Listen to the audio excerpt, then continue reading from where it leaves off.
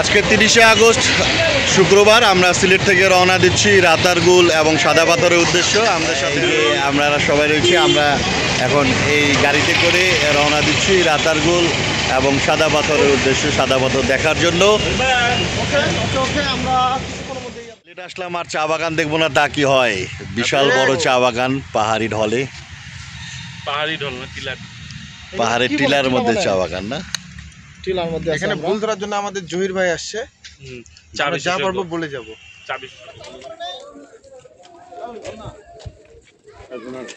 রাতারগুল যাচ্ছি নৌকায় করে।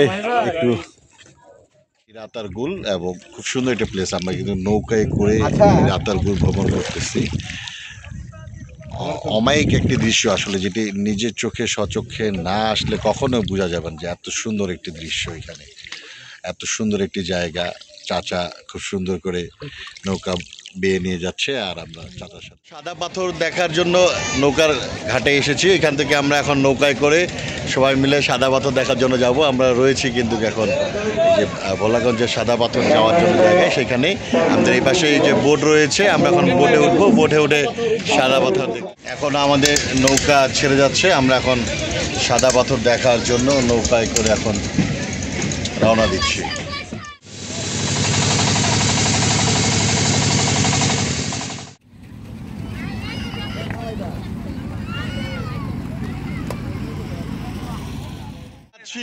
জাফলং ঝর্ণাতে সবাই মিলে নৌকায় করে। আমাদের নৌকার যে মাঝি, তাকে এখন নৌকা চালানোর জন্য, আমাদের নৌকার মাঝি সাধারণত সামাদ, সে নৌকা চালায়, কিন্তু এখন সে রেস্টে আছে। আমরা এখন নদীতে করে যাচ্ছি জাফলংয়ে। আমরা যাবো ঝর্ণাতে, আর এই যে আরিফ সাহেব যাবে হচ্ছে খাসিয়া। আমি যদি হিন্দি কথা বলি তারপর